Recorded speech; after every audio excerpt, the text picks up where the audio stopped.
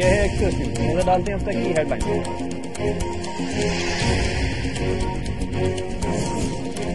پاکستان اس وقت بدترین سیلاب کی زد میں ہے۔ مصیبت میں گھرے ہم وطنوں کے لیے ایکسپریس ہیلپ لائن ٹرسٹ کے تحت امداد جاری ہے۔ سیلاب کی تباہ کاریوں کے 17 دن گزرنے کے باوجود سوات کی بجلی بحال نہ ہو سکی۔ قلندر میں جاں بحق افراد کی تعداد 68 ہو گئی۔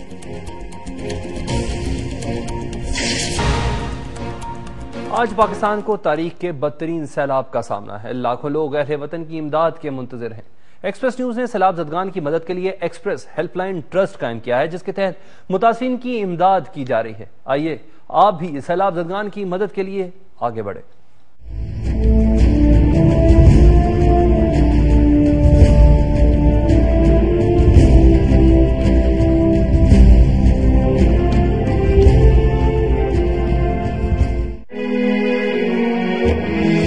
دکھیاروں کی سنو وہ تمہاری سنے گا، دکھیاروں کی سنو وہ تمہاری سنے گا۔ تم 1 روپیہ دو گے وہ جھولی بھر دے گا، دکھیاروں کی سنو وہ تمہاری سنے گا، دکھیاروں کی سنو۔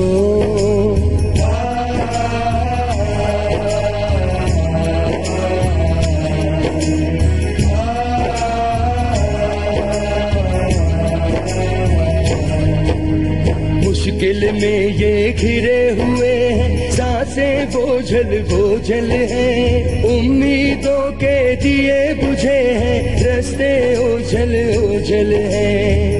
اجڑ ہی گیا ہے ان کا ٹھکانہ، اذیت میں گزرا عجب یہ زمانہ۔ نہ پیسہ نہ روٹی ہے نہ کوئی دلاسا، ہر ایک پھر رہا ہے یوں ہی بھوکا پیاسا۔ دکھی دل ہے ان کے فریاد سن لو،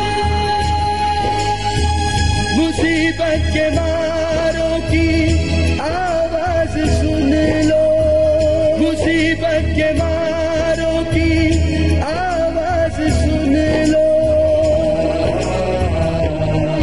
دکھیاروں کی سنو وہ تمہاری سنے گا، دکھیاروں کی سنو وہ تمہاری سنے گا۔ تم 1 روپیہ دو گے وہ جھولی بھر دے گا، دکھیاروں کی سنو وہ تمہاری سنے گا، دکھیاروں کی سنو۔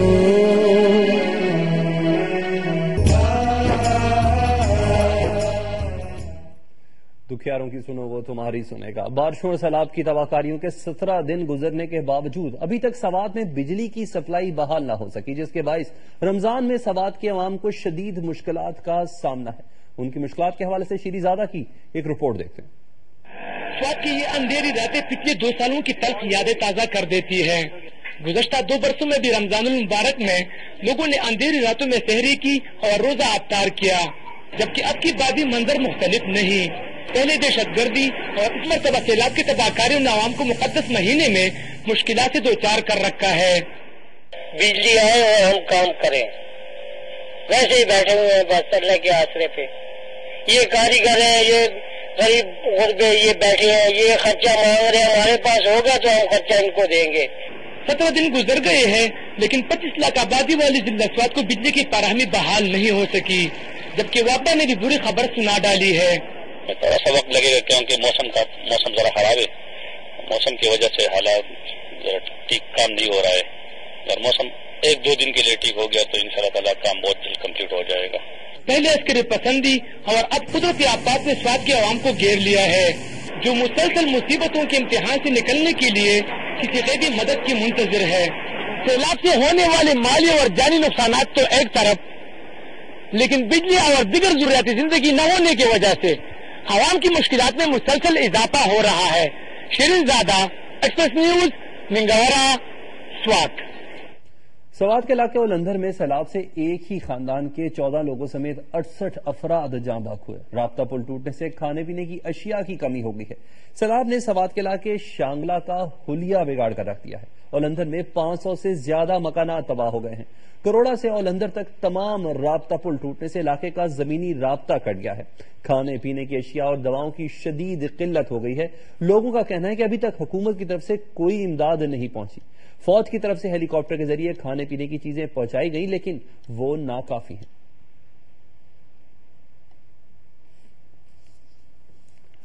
دیگر صوبوں میں تباہی مچانے کے بعد اب سیلاب